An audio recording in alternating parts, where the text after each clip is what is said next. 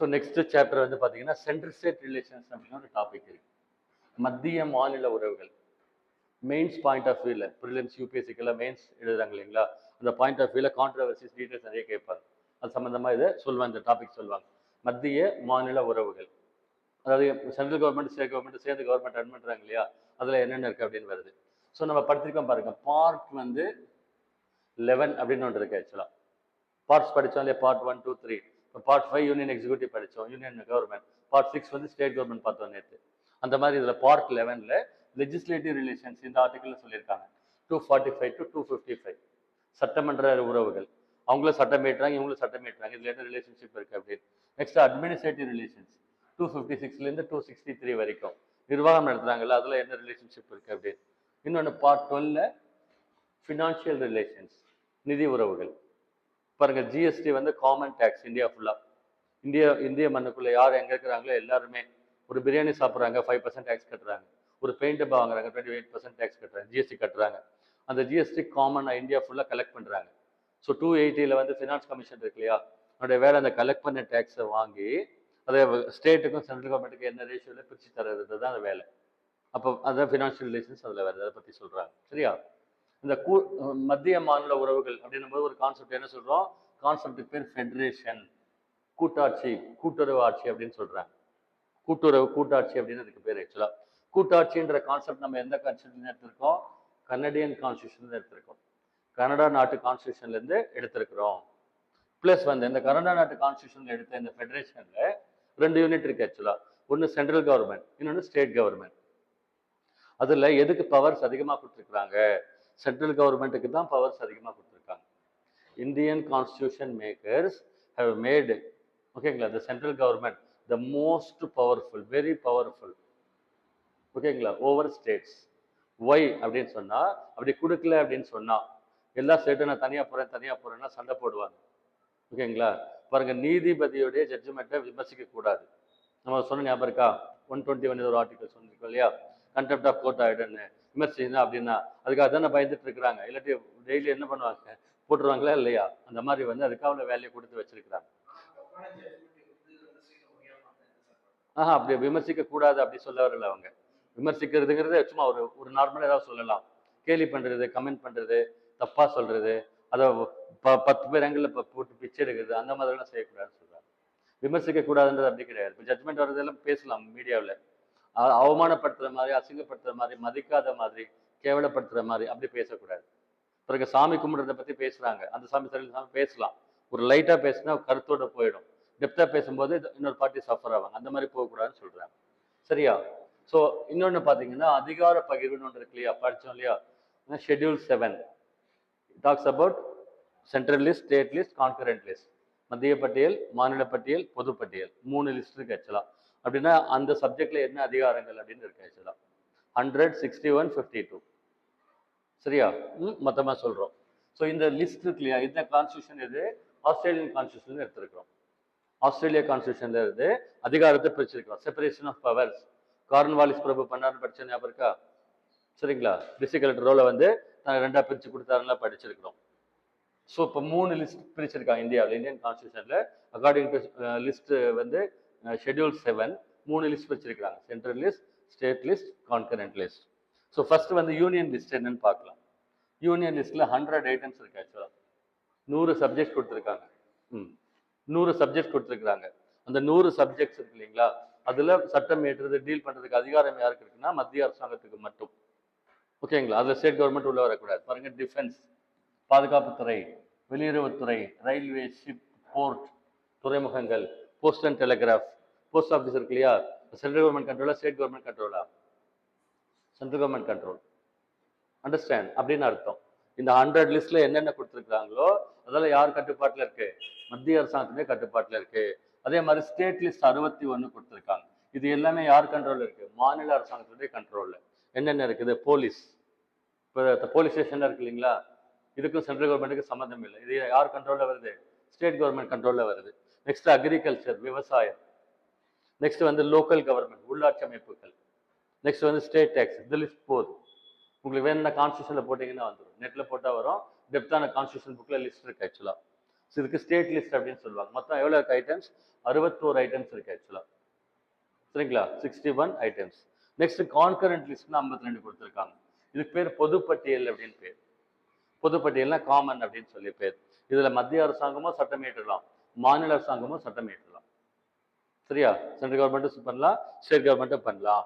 என்னென்ன டாபிக்ஸ் இருக்கு? Education, contract, marriage, labour, welfare, criminal procedure code, ஒரு நிறைய ஹியூஜ் லிஸ்ட் இருக்கு ஆக்சுவலா. யூபிஎஸ்சி எக்ஸாம்ல இந்த லிஸ்ட் ஃபுல்லா கேட்டிருக்காங்க. அந்த 100 ஐட்டம்ஸும் தெரியணும் யூபிஎஸ்சிக்கு படிக்கும்போது. இந்த மாதிரி எல்லாமே கேட்டிருக்காங்க. ஒரு எக்ஸாம்பிள் கேட்டிருக்காங்க. 100 ஐட்டம்ஸ் சொல்றாங்க. நான் சும்மா ஒரு சைட் பண்ணிட்டு சொல்லிட்டு போறேன். அங்க வந்து 100 ஐட்டம்ஸும் கேட்டிருக்காங்க. அதாவது சப்ஜெக்ட் கொடுத்து இது சென்ட்ரல் லிஸ்டா ஸ்டேட் லிஸ்டான்னு கேட்டிருக்காங்க. அந்த பசங்க என்ன பண்ணணும்? 100 ஐட்டம்ஸும் படிக்கணும். 100 ஐட்டம்ஸும் படிக்கணும்னா படிச்சா புரியும் உங்களுக்கு. இப்போ ஷிப் யார் கண்ட்ரோல் பார்த்தாவே தெரியுமே. ஷிப்பிங் வந்து ஸ்டேட் கவர்மெண்ட் கண்ட்ரோலே வரும்? இல்லை. மைனிங்ன்றது சென்ட்ரல் கவர்மெண்ட் தான் வரும். ஸ்பேஸ் யார்கிட்ட வரும்? சென்ட்ரல் தான் வரும். நம்மளுக்கு தெரியும். ஒரு கொஞ்சம் மட்டும் பார்த்து தெரிஞ்சு படிக்கணும். ஸோ அந்த கான்கரண்ட் லிஸ்ட் 52 இருக்கு. இது வந்து பொதுப்பட்டியல்னு பேரு. மத்திய அரசாங்கமும் சட்டம் இயற்றலாம், மாநில அரசாங்கமும் சட்டம் இயற்றலாம் அப்படின்னு சொல்றாங்க. அதுல இன்னொன்று என்ன தெரியுமா சொல்றாங்க? உள்கூத்து ஒன்று இருக்கு. மத்திய அரசாங்கமும் சட்டம் இயற்றலாம், மாநில அரசாங்கமும் சட்டம் இயற்றலாம். ஆனா அந்த 2 பேரும் அந்த சப்ஜெக்ட்ல சட்டம் இயற்றுறாங்க இல்லையா, அதுல மத்திய அரசாங்கம் செல்லுமா, மாநில அரசாங்கம் அது நிற்குமான்னு பார்த்தா சென்ட்ரல் கவர்மெண்ட் தான் நிற்கும். If both the loss clash, central governments law will prevail over state government சொல்றாங்க. சரிங்களா? அமித்ஷா அண்ட் மோடி தான் 2 பால்ட் ஹெட்மேன், 2 பேர் தான் ஆள் இன் ஆள். சரியா? அப்படின்னு சொல்றாங்க ஆக்சுவலா. பாருங்க, இன்னொரு ட்விஸ்ட் ஒன்று கொடுத்துருக்குறாங்க. இதுல என்ன கொடுத்துருக்குறாங்க அப்படின்னா, 42வது சட்ட திருத்தம்னு ஒன்று கொண்டு வந்திருக்காங்கன்னு சொல்றோம். ரிப்பீட்டடா படிக்கிறோம். நிறைய விஷயம் சொல்லியிருக்காங்க அதுல. 1976ல 42nd அமெண்ட்மெண்ட் கொண்டு வந்திருக்காங்க. அந்த 42nd அமெண்ட்மெண்ட் எந்த டைம் கொண்டு வந்தாங்க? இன்டர்னல் எமர்ஜென்சி போட்ட டைம். 76 இயர் நோட் பண்ணிக்கோங்க. 75 to 77 எமர்ஜென்சி போட்டிருந்தாங்க இல்லையா, இன்டர்னல் எமர்ஜென்சி. அதாவது கொஸ்டின் பண்றதுக்கு யாருமே இல்லை, அவங்களா போட்டுக்கிட்டாங்க, இஷ்டத்துக்கு நோட்டீஸ் மாதிரி அடிச்சுக்கிட்டாங்க, அவங்களா மாத்திக்கிட்டாங்கன்னு சொல்றேன். நார்மலா எலெக்டட் பீப்புள், ஆப்போசிட் பார்ட்டிஸ் எல்லாம் யாரும் இல்லை, இருந்தா கொஸ்டின் பண்ணியிருப்பாங்க, அப்ஜெக்ட் பண்ணியிருப்பாங்க. அவங்கள என்ன பண்ணாங்க? மாத்திக்கிட்டாங்க. அப்ப என்ன பண்ணாங்கன்னா, ஸ்டேட் லிஸ்ட்ல இருந்து, மாநில பட்டியல்ல இருந்து இந்த 5 ஐட்டம்ஸை எடுத்து கான்கரண்ட் லிஸ்ட்க்கு மாத்திட்டாங்க. அதுக்கு முன்ன ஸ்டேட் லிஸ்ட்ல தான் இருந்தது. மாநில பட்டியலில் இருந்த 5 ஐட்டம்ஸ் எடுத்து பொது பட்டியலுக்கு மாத்திக்கிட்டாங்க. அப்ப ஆப்போசிட் பண்ற, கொஸ்டின் பண்ற யாரும் இல்லை, அவங்களுக்கு பிடிச்சதை எக்ஸிக்யூட் பண்ணிக்கிட்டாங்க. அதுல வந்து எஜுகேஷன் சப்ஜெக்ட் வந்து மாத்திட்டாங்க. ஓகேவா? மாநில பட்டியல் இருந்த சப்ஜெக்ட் இது எடுத்து பொது பட்டியல்ல மாத்திக்கிட்டாங்க. இப்ப மாநில பட்டியல் எஜுகேஷன் இருந்திருந்தா தமிழ்நாட்டுக்கு நீட் தேவையில்லைன்றது செல்லும். அதான் அர்த்தம், அதான் வேல்யூ, அதான் பவர். இப்போ நீட் எக்ஸாம் கொண்டு வந்திருக்காங்க. எஜுகேஷன் வந்து இப்போ என்ன லிஸ்ட்ல இருக்கு? கான்கரண்ட் லிஸ்ட்ல இருக்கு, பொது பட்டியலில் இருக்குது. நீட் எக்ஸாம் ரிலேட்டடா சட்டம் கொண்டு வந்தது யாரு? Central government. நீட் கிளியர் பண்ணதான் டாக்டர் சீட் தருவேன்னு சொல்லிட்டாங்க. ஸ்டேட் கவர்மெண்ட் என்ன சொல்றாங்க? எங்களுக்கு வேண்டாம் தமிழ்நாட்டில் சொல்றாங்க. ஒருவேளை அந்த எஜுகேஷன் சப்ஜெக்ட் வந்து இந்த ஸ்டேட் லிஸ்ட்லயே இருந்திருந்தால் இப்ப நம்ம சொல்றது செல்லும். நம்ம இஷ்டம் அது, அவங்க உள்ளே வரக்கூடாது. இதுதான் அர்த்தம். அது மாநில பட்டியல், பொது பட்டியல்னா என்ன அர்த்தம்? இப்ப கான்கரண்ட் லிஸ்ட் போட்டதுனால தான் ப்ராப்ளம். ஸ்டேட் லிஸ்ட்ல மட்டும் ஒன் வேலை இருந்திருந்து அவன் சென்ட்ரல் கவர்மெண்ட் அவன் என்ன வேணா பண்ணிட்டு போட்டோம், அது டசன்ட் மேட்டர். நம்ம தனியா நம்ம ஒன்று மெடிக்கலுக்கு நம்ம ஏதாவது ஒரு ஃபாலோ வச்சிருந்துருக்கலாம் அப்படின்னு சொல்றாங்க. இப்போ கான்கரண்ட் லிஸ்ட் இருக்கிறதுனால தான் இவங்களும் சொல்றாங்க, அவங்களும் சொல்றாங்க. ஆனா எது செல்லுன்னு சொல்றோம்? Central law will prevail over state லா. அதனால தான் நம்மளால எதுவும் பண்ண முடியலன்னு சொல்றேன். ஸோ இதெல்லாம் வந்து அப்ப மாத்திக்கிட்டாங்க. ஃபாரஸ்ட் அது இதெல்லாம் மாத்திக்கிட்டாங்க ஆக்சுவலா. சரி, உள்ள டேட்டா பார்ப்போமா? மெயின்ஸ் பாயிண்ட் ஆஃப் வியூல குரூப் 1 யூபிஎஸ்சி அதுக்கெல்லாம் ரொம்ப யூஸ்ஃபுல்லா இருக்கு. அந்த செக்மெண்ட் பார்க்கறதுக்கு கசகசன்னு இருக்கு. நான் எக்ஸ்பிளைன் பண்ணேன் நீட்டா.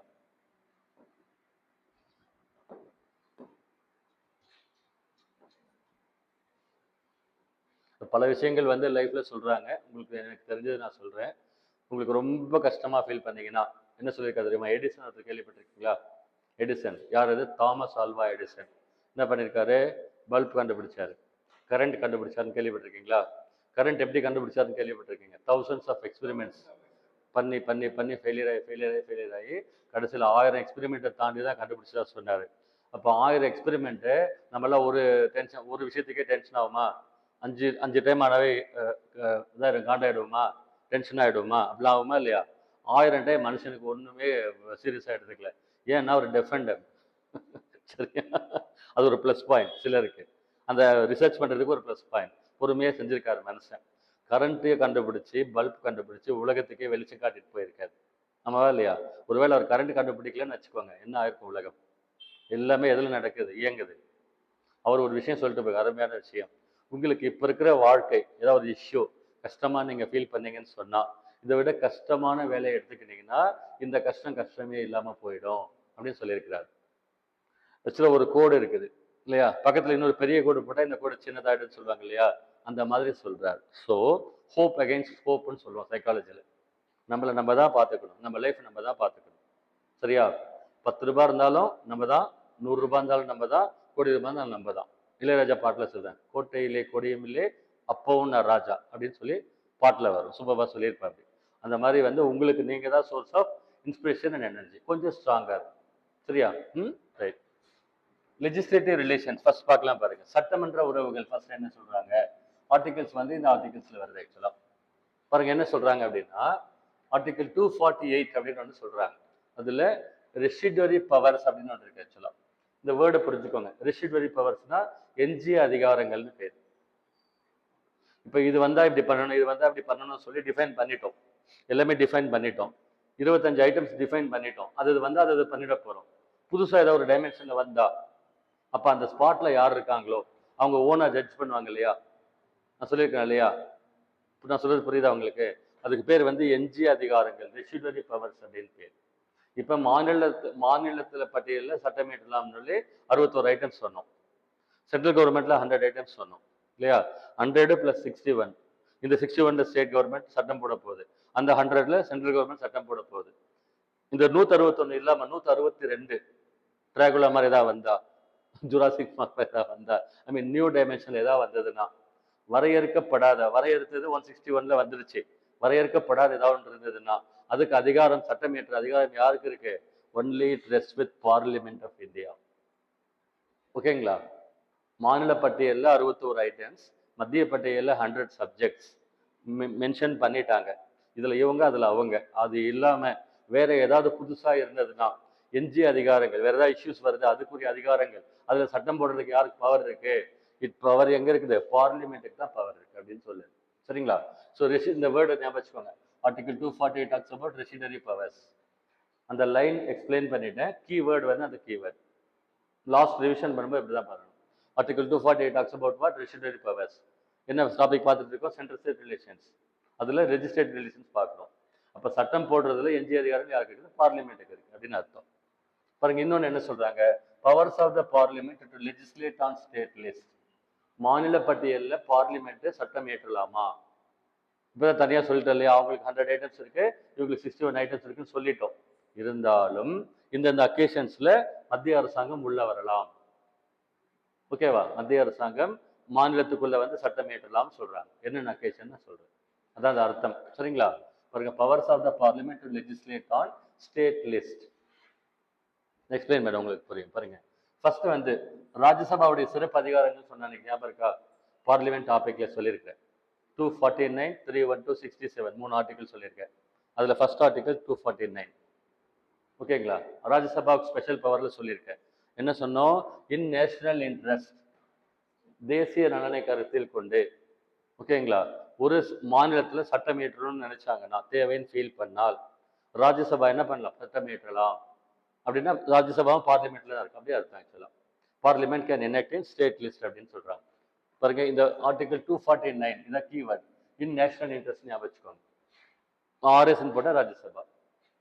இன் national interest Rajya Sabha can enact on state list. ஓகேங்களா? அதாவது தேசிய நலனை கருத்தில் கொண்டு தேவைன்னு ஃபீல் பண்ணா சட்டம் இயற்றலாம் இந்த ஆர்டிகல் சொல்லுது. 250ல என்ன சொல்றாங்க? நல்லா கவனிங்க ஒவ்வொன்றும். வைல் இன் எமர்ஜென்சி போட்டிருக்காங்க இல்லைங்களா? 352 நேஷனல் எமர்ஜென்சி போட்டிருக்காங்கன்னு சொன்னா இல்லையா?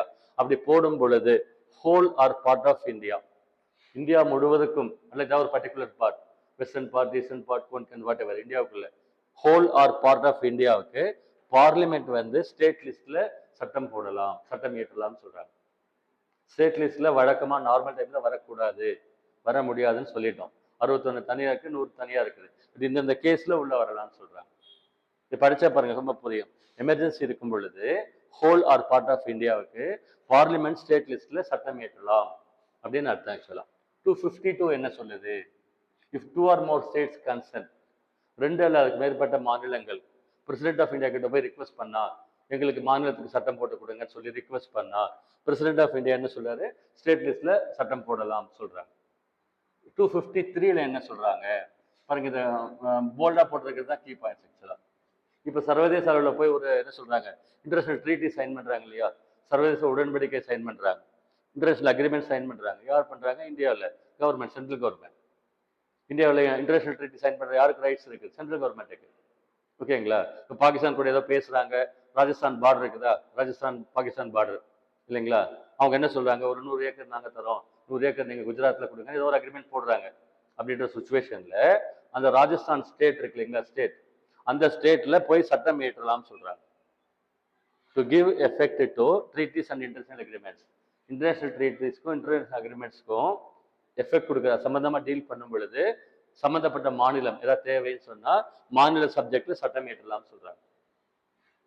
ஓகேவா? 254 என்ன சொல்றாங்க?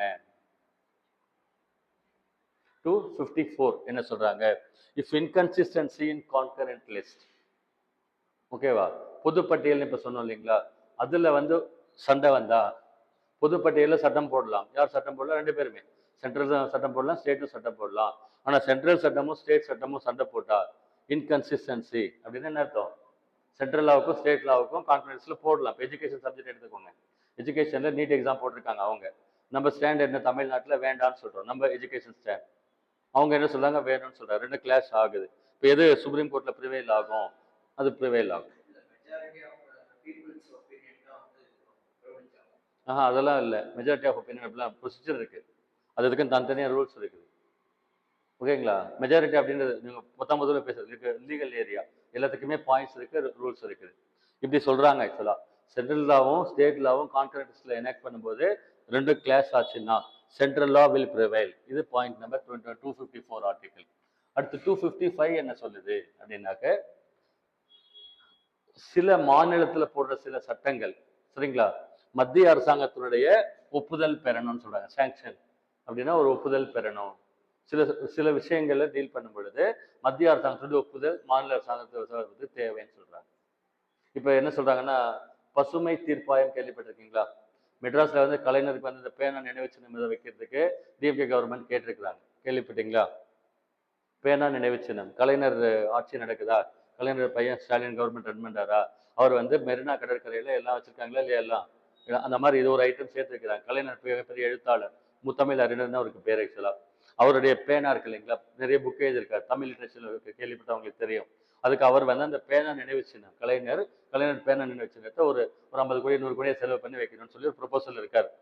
அப்ப அந்த இடம் செலக்ட் பண்றோம் இல்லையா, அதுக்கு வந்து பாத்தீங்கன்னா கோஸ்டல் ஜோன் இருக்கு இல்லைங்களா, கடற்கரை ஓரம், அதுக்கு சென்ட்ரல் கவர்மெண்ட்ல கிளியரன்ஸ் கொடுக்கணும். இப்போ ரீசெண்டா லேட்டஸ்டா வந்து நேஷனல் கிரீன் ட்ரிபியூனல் வச்சிருக்காங்க, தேசிய பசுமை தீர்ப்பாயம். இயற்கை வளம் கெடுற மாதிரி எதுக்கும் அவங்க பர்மிஷன் கொடுக்க மாட்டாங்க. இயற்கை வளம், அங்க பாம்பு இதெல்லாம் இருக்குது, இயற்கை வளம், செடி கொடி அந்த மாதிரிலாம் நிறைய இருக்கு ஆக்சுவலா.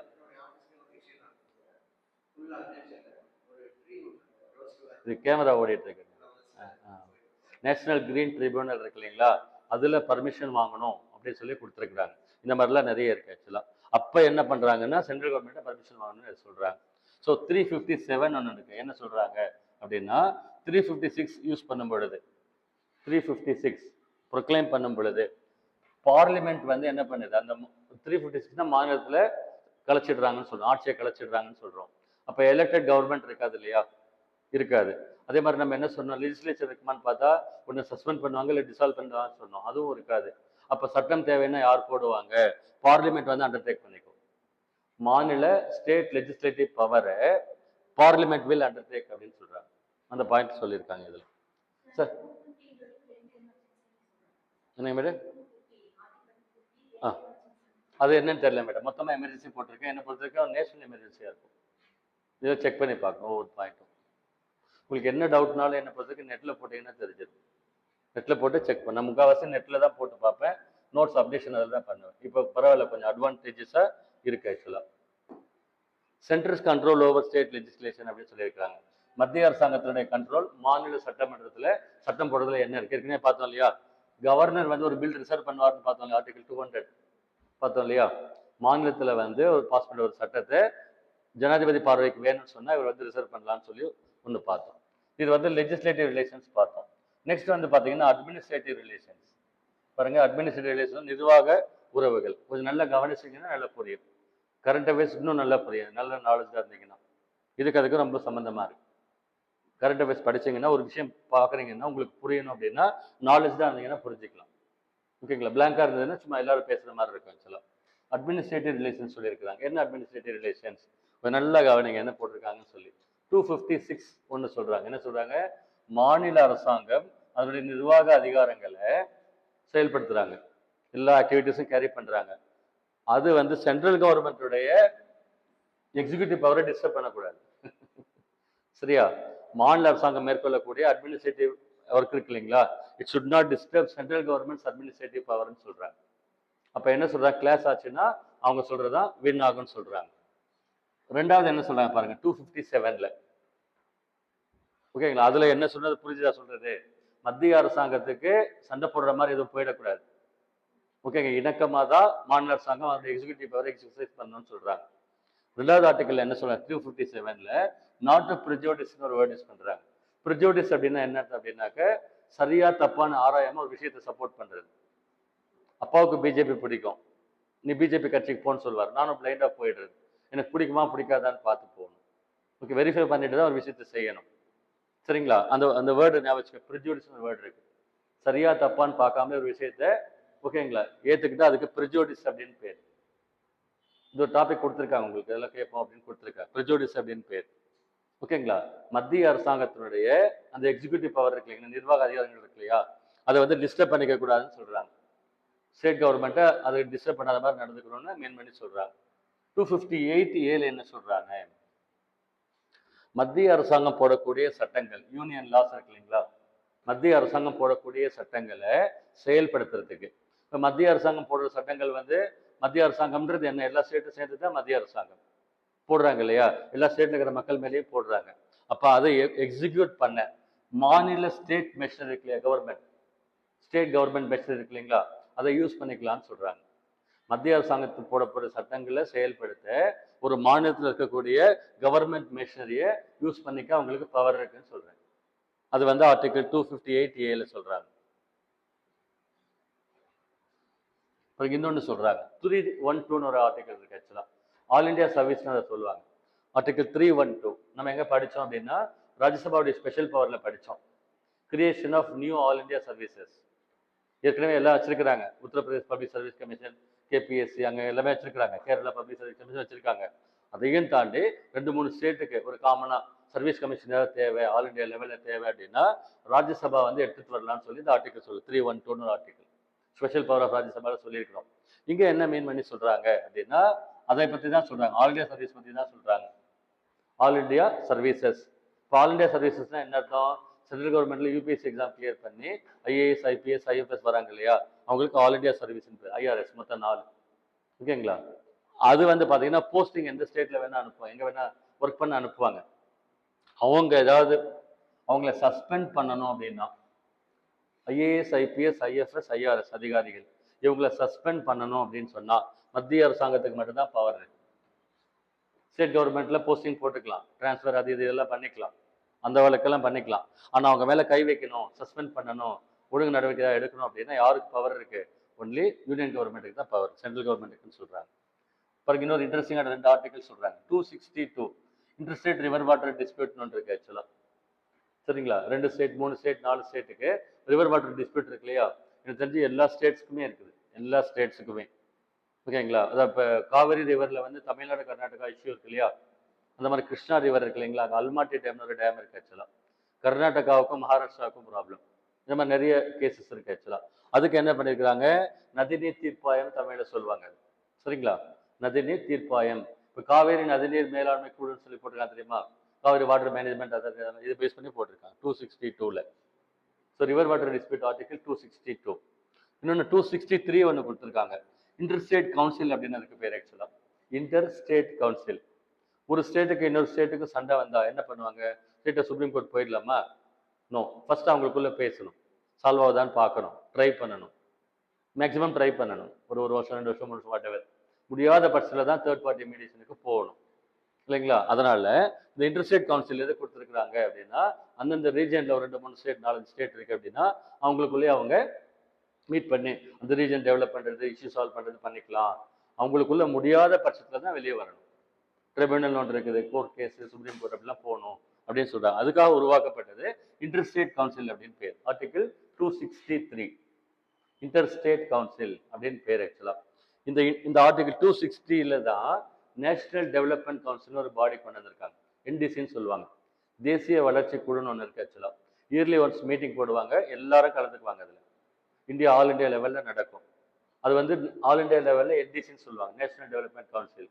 இங்க என்ன சொல்றாங்கன்னா இதுல 263ல இன்டர்ஸ்டேட் கவுன்சில் போட சொல்லியிருக்காங்க.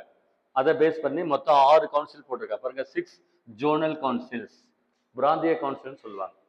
6 கவுன்சில்ஸ் ஏற்கனவே போட்டிருக்கிறாங்க. என்னென்ன கவுன்சில் ஷார்ட்டா எழுதியிருக்கேன். Northern council, eastern council, western council, southern council.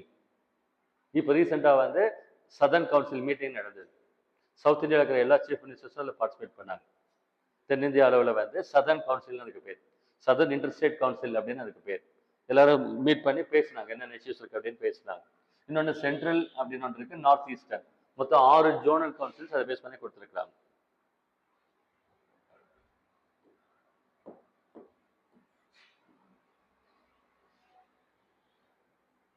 இது பிரேக் பண்ணிக்கலாம், இது கட் பண்ணுங்க, பிரேக் பண்ணிக்கலாம். கொஞ்சம் லென்த்தியா இருக்கு, பிரேக் எடுத்துட்டு நம்ம